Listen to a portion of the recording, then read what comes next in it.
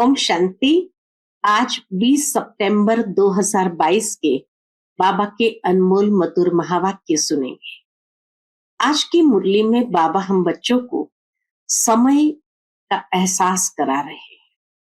बाबा कहे ये संगम का समय बहुत बहुत वैल्यूएबल है और इसलिए बाबा कहते हैं बच्चे तुम्हें अपने समय को व्यर्थ नहीं गंवाना है। व्यर्थ किसमें गंवाते हैं? तो बाबा जब देखते हैं कि बच्चे झरमुई झरमुई करते हैं और टाइम वेस्ट करते हैं तो बाबा को बहुत तरस पड़ता है। बाबा कहे यही समय है कि जब तुम्हें पतित से पावन बनना है। आगे चल करके देखेंगे कि मनुष्य किस तरह से त्राही त्राही करके शरीर छोड़ते हैं, उस समय कुछ कर नहीं सकेंगे। इसलिए बाबा कहे अंतिम समय को ध्यान में रखते हुए इस समय अपने समय को व्यर्थ नहीं गंवाओ। बाबा को याद करके अपने समय को आबाद करो। सुनते हैं बाबा के मधुर महावाक्य। ओम शांति। मीठे बच्चे, बाप समान पतितों को पावन बनाने का पुरुषार्थ करो। यह समय बहुत बहुत वैल्यूएबल है, इसलिए व्यर्थ बातों में अपना समय बर्बाद मत करो। प्रश्न है आज की मुरली से, बाप बच्चों की इस एक बात पर बहुत तरस खाते हैं। उत्तर है कई बच्चे आपस में झरमुई झरमुई कर अपना समय बहुत गंवाते हैं। घूमने फिरने जाते हैं तो बाप को याद करने के बजाय व्यर्थ चिंतन करते हैं। बाप को उन बच्चों पर बहुत तरस पड़ता है। बाबा कहते हैं मीठे बच्चे, अब अपनी जीवन सुधार लो, व्यर्थ समय नहीं गंवाओ। तमो प्रधान से सतो प्रधान बनने के लिए सच्चे दिल से बाप को युक्त युक्त याद करो, लाचारी याद नहीं करो। युक्त युक्त बाबा को याद करो, परंतु बाबा के लाचारी नहीं याद करो। ओम शांति। भगवान वाच। बच्चे भी समझते होंगे जरूर कि भगवान हमको पढ़ा रहे हैं। हम बहुत पुराने स्टूडेंट हैं। एक ही टीचर के पास कोई भी पढ़ते नहीं। 12 मास पढ़ेंगे फिर टीचर बदली करेंगे। यहां यह मुख्य टीचर बदली नहीं होता। यही इस यूनिवर्सिटी की विशेषता है। यहां यह मुख्य टीचर बदली नहीं होता। बाकी बच्चियां तो बहुत है। राजयोग सिखाने के लिए एक से तो काम चल न सके। पावन बनने के लिए कितने ढेर बुलाते हैं, एक को ही बुलाते हैं। दुनिया में पावन बनने के लिए कितने ढेर मनुष्य बुलाते हैं, परंतु एक को ही बुलाते हैं। पावन बनाने वाला एक ही टीचर ठहरा। वंडर है जो पतित पावन को बुलाते हैं। समझते कुछ भी नहीं। द्रौपदी ने भी पुकारा ना कि हमें ये नंगन करते हैं, रक्षा करो। आधा कल्प तुम पुकारते आए हो, बोलो तुम ही सब तो पुकारते थे ना। द्रौपदी का मिसाल दिया है। पतित तो सारी दुनिया है। पतित और पावन में रात दिन का फर्क है। पतित है पत्थर बुद्धि। बाप आकर सब विकारों से घृणा दिलाते हैं। बाबा हम बच्चों को इन विकारों से घृणा दिलाते हैं। आत्मा समझती है कि मुझ आत्मा का यह शरीर पतित है। तुम भी समझते हो यह शरीर पतित है, जंग लगा हुआ है। जिन्हों को पावन फर्स्ट क्लास शरीर है वह सारे विश्व पर राज्य करते थे। उनको कहेंगे पारस बुद्धि। लक्ष्मी नारायण को कहेंगे पारस बुद्धि।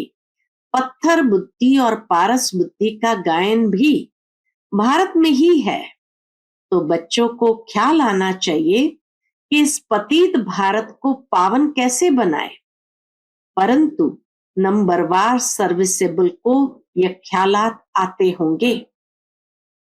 बाबा कहे पतित भारत को पावन कैसे बनाए, नंबरवार सर्विसेबल को यह ख्यालात आते होंगे और पतितों को पावन बनाने का पुरुषार्थ करते होंगे। बाप का पहला फर्ज ही यह है। बाप आते ही है तमो प्रधान से सतो प्रधान बनाने। तो जितना बाप को होना है उतना बच्चों को भी होना चाहिए। बाप कहते हैं मैं तुमको अपने से भी ऊंचा बनाता हूं, तुमको ख्यालात भी जास्ती चलने चाहिए, मेरे से भी जास्ती सर्विस तुम बच्चे करते हो ना। बाबा थोड़ी 3-4 घंटे बैठ समझाते हैं प्रदर्शनी आदि में, बाबा नहीं बैठ समझाते हैं। बाप बच्चों की महिमा करते हैं, परंतु वह खुशी वह योग कम दिखाई देता है। इसलिए बेहद का बाप जो इन द्वारा पढ़ाते हैं यह सबसे नजदीक है। ब्रह्मा बाबा की आत्मा सबसे नजदीक है। इतना एकदम नजदीक बाप दादा कब देखा है? मुख्य है ही आत्मा। आत्मा निकल जाए तो शरीर कोई काम का नहीं रहता। मनुष्य के शरीर की कोई वैल्यू नहीं रहती, कोई काम में नहीं आता, राख हो जाता। जानवरों आदि की हड्डियां भी काम में आ जाती है, चमड़ा भी काम में आता है। मनुष्य का तो कुछ भी नहीं बनता, हड्डियां पानी में डाल खत्म कर देते हैं, निशानी भी नहीं रहती। उन्हों की निशानी फिर भी जंगलों में पड़ी रहती है। पशु पक्षियों की निशानी फिर भी जंगलों में पड़ी रहती है। मनुष्य का सतयुग से लेकर त्रेता अंत तक तो मूल्य है। देवताएं हैं तो तब तो पूज्य लायक है, पीछे पाए की भी वैल्यू नहीं है। जब तक पूज्य अवस्था में है तो बाबा कहे बहुत वैल्यू है, पीछे पाए की भी वैल्यू नहीं रहती। इसलिए कहा जाता है पत्थर बुद्धि। भरी ढोते रहते हैं, पैसे आदि की चिंता रहती है, वहां तो बिल्कुल निश्चिंत रहते हैं। सतयुग में कोई टेंशन नहीं, कोई चिंता नहीं, बिल्कुल निश्चिंत रहते हैं। तो बाप कहते हैं कि तुम्हारा ये शरीर बहुत वैल्यूएबल है, ये टाइम भी वैल्यूएबल है, इनको वेस्ट नहीं गवाओ, फालतू बातों में समय नहीं गवाओ। अपनी आत्मा को याद के बल से सतो प्रधान बनाना है और कोई उपाय पावन बनने का नहीं है। एक ही शास्त्र में भगवान वाच है जिसको कहते हैं श्रीमद् भगवत गीता, उसी में है भगवान वाच। तो बाप कहते हैं आओ कंगाल बच्चे तुम्हें सिरताज बनाओ। तुम भी समझते हो कि बरोबर हम कंगाल हैं, बल बहुत धनवान है, पद्मा पदमपति है, उन्हों के फोटो नाम आदि निकालते हैं ना। तुम बच्चों में भी नंबरवार धनवान है। तुम कहेंगे हम स्थायी सच्चे धनवान हैं, यह धन ही साथ देता है, तुम्हारे आगे वह सब कंगाल है। नाम भल पदमपति आदि है, सतगुरु बाबा ने भी तुम्हारा नाम पद्मा पदमपति अविनाशी रखा है। तुम हो स्वर्ग के पदमपति, वह है नरक के पदमपति। नरक और स्वर्ग को तुम समझते हो, वह पत्थर बुद्धि बिल्कुल नहीं समझते। आगे चल तुम्हारे पास आएंगे, जब विनाश देखेंगे तब समझेंगे यह तो पुरानी दुनिया का विनाश हो जाएगा। फिर कहेंगे ये ब्रह्मा कुमार कुमारियां तो सच कहते थे। अच्छा अब क्या करना है? कुछ कर नहीं सकेंगे। फिर अंतिम समय कुछ कर नहीं सकेंगे। पैसे आदि एकदम जल मर सब खत्म हो जाएंगे। बॉम्ब्स आदि गिरते हैं तो मकान जायदाद आदि सब खत्म हो जाता है, शरीर भी खत्म हो जाते हैं। यह तुम देखेंगे, बड़ा भयानक सीन आने वाला है। उस समय ज्ञान में आ नहीं सकेंगे। अब यह भगवान बैठ समझाते हैं। बच्चे जानते हैं हम आए हैं इसलिए भगवान से पढ़ने। तुम कितने तकदीरवान हो, यह भी सबको निश्चय नहीं है। निश्चय हो तो भगवान से क्यों नहीं पढ़े? रात दिन बत्तियां जगाकर मर जुड़कर भोजन न खाकर भी एकदम पढ़ने को लग पड़े। वाह, यह तो 21 जन्मों की कमाई है। बहुत अच्छी रीति पढ़ने को लग जाए। पढ़ाई भी क्या है? पढ़ाई भी क्या है? मुख्य है ही बाप को याद करना। बाबा को बहुत तरस आता है। बाबा जानते हैं बच्चे घूमने फिरने जाते हैं, एक भी बाप की याद में नहीं रहते, झरमुई झरमुई बहुत करते हैं। बच्चों को बहुत उना रहना चाहिए, बस टाइम बहुत थोड़ा है। भारत कितना बड़ा है, बहुत सर्विस है। पहले अपनी जीवन तो सुधार ले। बाबा बहुत बार कहते हैं बच्चे झरमुई झरमुई मत करो, ये बातें छोड़ दो, अपना जीवन सुधारो। सबको आपस में लड़ मरना है। ड्रामा की भावी ऐसी है। तमो प्रधान से सतो प्रधान बनने में टाइम तो लगता है ना। अपने दिल से पूछना है कि हम कितना समय याद करते हैं। सच्ची दिल से बहुत प्यार से युक्ति युक्त याद कोई 5 मिनट भी मुश्किल करते हैं। बहुत लव से याद किया जाता है। बिगर लव कभी किसको याद करते हैं क्या? बहुत है जो लाचारी हालत में याद करते हैं। लव से याद करना आता ही नहीं। सच्ची दिल पर साहब राजी। देखो, बाबा एक ही आवाज करते हैं, मन मना भव, अर्थात याद करो तो तुम्हारे सब पाप कट जाएंगे। हम ही तुम्हारा दोस्त हो। बाबा क्या कहते? हम ही तुम्हारा दोस्त हो, बाकी तो सब है दुश्मन। तुम एक दो के भी दुश्मन हो। बहुत आपस में लड़ते झगड़ते हैं तो दोस्त कैसे ठहरे? बाप कहते अगर आत्मा भाई भाई समझो तो दुश्मनी सारी खत्म हो जाए। न नाक न कान न मुख है तो दुश्मनी किससे रखेंगे? शरीरों को देखो ही नहीं। तुम भी आत्मा वह भी आत्मा तो दुश्मनी निकल जाती है। बहुत मेहनत है। बिगर मेहनत कुछ मिलता है क्या? उस पढ़ाई में भी कितना माथा मारते हैं। सहज भी है। बाप कहते हैं सिमर सिमर सुख पाओ। यह तो जानते हो कि भक्ति मार्ग में सिमर सिमर दुख ही पाया। जिसको सिमरते हैं उनके ऑक्यूपेशन का पता नहीं। जिसको सिमरते हैं उनके ऑक्यूपेशन का पता नहीं। कितने को सिमरते हैं? हनुमान को सिमरो, गणेश को सिमरो। एक है सिमर सिमर सुख पाओ, दूसरा है सिमर सिमर दुख पाओ। क्योंकि भक्ति रात है ना। शिव बाबा की रात थोड़ी हो सकती है। रात में धक्का खाया जाता है। पहले नंबर में ये ब्रह्मा धक्का खाते। सबसे पहले नंबर में बाबा कहे ये ब्रह्मा धक्का खाते हैं। उसके साथ तुम ब्राह्मण भी साथी हो।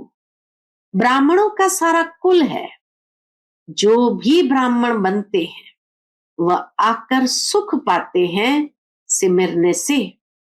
तुम सबको कहते हो कि शिव बाबा को याद करो तो पाप कट जाएंगे। तुम एक बाप का सिमरण करते हो। मनुष्य तो अनेकों का सिमरण करते करते क्या बन गए? पाप आत्मा बन जाते हैं, सीढ़ी उतरते जाते हैं। अब तुम एक बाप को याद करो अर्थ सहित। बाप कहते हैं मैं आया ही हूं इसलिए वर्षा देने, पावन बनाने। अर्थ है ना, शिव बाबा पतित पावन है। ये किसको पता भी नहीं है। कोई आकर बतावे तो सही कि कैसे आकर पावन बनाते हैं।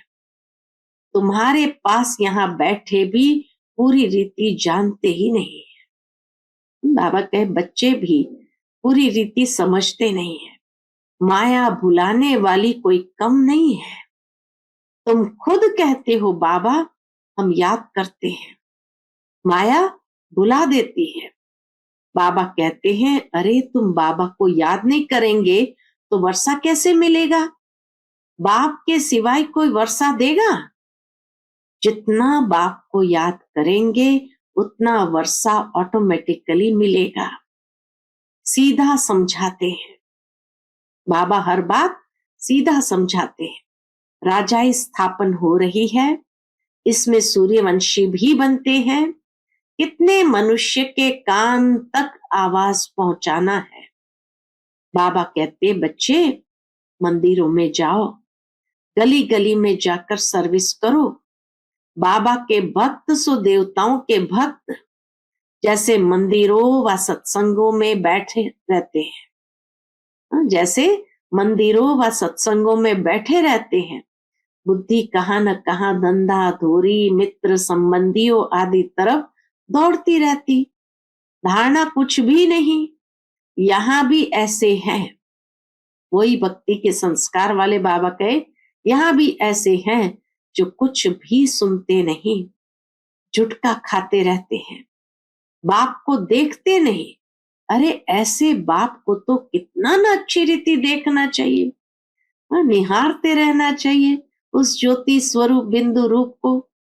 सामने टीचर बैठा है, बाप कहते हैं मैं इन कर्मेंद्रिय द्वारा तुमको पढ़ाता हूं। आत्मा पढ़ती है, बाप आत्माओं से बात करते हैं। आंख कान नाक आदि पढ़ते हैं क्या? पढ़ने वाली आत्मा है। दुनिया में ये किसको पता नहीं है? क्यों? क्योंकि देह अभिमान में है, क्योंकि देह अभिमान है ना। आत्मा में ही सब संस्कार है। बाप कहते हैं आत्मा को देखो, कितनी मेहनत की बात है। मेहनत बिगर विश्व के मालिक थोड़ी बनेंगे। मेहनत करेंगे तब विश्व के मालिक बनेंगे। वंडर तो देखो कि बेहद की पढ़ाई है, पढ़ाने वाला बेहद का बाप है। राजा से रंक तक यहाँ ही बनते हैं इस पढ़ाई से। जितना जो पढ़ते और पढ़ाते हैं उतना ऊंच पद पाते हैं। बाप आते ही है पढ़ाने, पतित से पावन बनाने। बाप को देखते ही नहीं तो क्या समझना चाहिए? पाए पैसे का पद, नौकर चाकर जाए बनेंगे। नौकर चाकर जैसे राजा के पास होते वैसे प्रजा के पास कहेंगे तो दोनों कोई नौकर। पिछाड़ी में करके थोड़ा लिफ्ट मिलती है। मोचरा खाकर मानी यानी रोटी टुकड़ा मिल जाएगा। तो पुरुषार्थ बहुत अच्छा होना चाहिए, बाप से बहुत प्यार से सुनना चाहिए, फिर रिपीट करना चाहिए। क्या पढ़ाई पढ़ाया वो रिपीट करना चाहिए। स्कूल में पढ़ते हैं फिर घर में भी जाकर स्कूल के काम करते हैं, होमवर्क करते हैं। ऐसे नहीं सिर्फ घूमते फिरते हैं, पढ़ाई का ऊना रहता है। यहाँ तो कई हैं जो कुछ भी नहीं समझते, बिल्कुल जैसे पुराने पत्थर बुद्धि है। बाबा का बनकर अगर फिर कड़ी भूले करते हैं तो 100 गुना दंड मिल जाता है। तो बाप समझाते हैं मीठे मीठे बच्चे टाइम वेस्ट मत करो, बहुत भारी मंजिल है। कल्प कल्प तुम्हारा ऐसा ही पद बन जाएगा।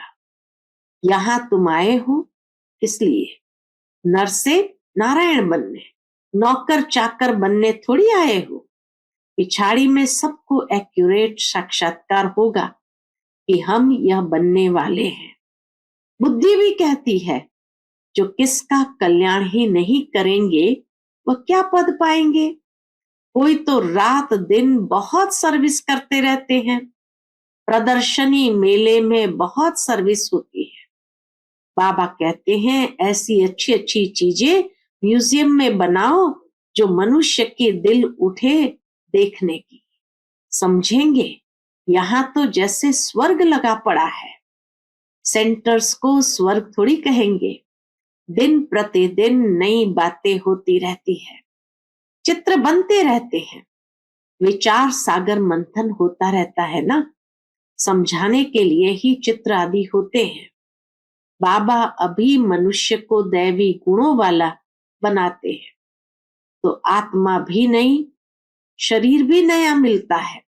नया माना नया, नए कपड़े बदल फिर पुराने थोड़ी पहनेंगे। भगवान आएगा तो जरूर कमाल करके दिखाएगा ना। भगवान है ही स्वर्ग की स्थापना करने वाला। अच्छा, मीठे मीठे सिकिलते बच्चों प्रति माता पिता बाप दादा का याद प्यार और गुड मॉर्निंग। रूहानी बाप की रूहानी बच्चों को नमस्ते। हम सब रूहानी बच्चों की रूहानी माता पिता बाप दादा को याद प्यार, गुड मॉर्निंग और नमस्ते नमस्ते। शुक्रिया बाबा, शुक्रिया। आज की मुरली से धारणा के लिए मुख्य सार। पहली पॉइंट, बाप जो सुनाते हैं उसे बहुत प्यार से आत्म अभिमानी होकर सुनना है। सामने बैठकर बाप को देखते रहना है, झुटका नहीं खाना है। पढ़ाई में बहुत रुचि रखनी है, भोजन त्याग कर भी पढ़ाई जरूर करनी है। दूसरी पॉइंट, एक बाप को सच्चा दोस्त बनाना है। आपस में दुश्मनी समाप्त करने के लिए मैं आत्मा भाई भाई हूं, यह अभ्यास करना है। शरीर को देखते हुए भी नहीं देखना है। आज का बाप दादा का मधुर वरदान हम बच्चों के प्रति है। लाइट स्वरूप की स्मृति द्वारा व्यर्थ के बोझ से हल्का रहने वाले तीव्र पुरुषार्थी भव। लाइट स्वरूप की स्मृति द्वारा व्यर्थ के बोझ से हल्का रहने वाले तीव्र पुरुषार्थी भव। जो अपने निजी लाइट स्वरूप की स्मृति में रहते हैं उनमें व्यर्थ को समर्थ में परिवर्तन करने की शक्ति होती है। वे व्यर्थ समय, व्यर्थ संग, व्यर्थ वातावरण को सहज परिवर्तन कर डबल लाइट रहते हैं। साथ साथ ब्राह्मण परिवार के संबंध में, सेवा के संबंध में भी हल्के रहते हैं। उनका रिश्ता किसी भी पुराने संस्कार व संसार से नहीं रहता। किसी देहधारी व्यक्ति या वस्तु की तरफ उनकी आकर्षण हो नहीं सकती। ऐसे तीव्र पुरुषार्थी बच्चे सहज ही फरिश्तेपन की स्थिति को प्राप्त कर लेते हैं। आज का स्लोगन है, बेफिक्र बादशाह बनना है तो तन मन धन को प्रभु समर्पित कर दो। बेफिक्र बादशाह बनना है तो तन मन धन को प्रभु समर्पित कर दो। अच्छा, ओम शांति।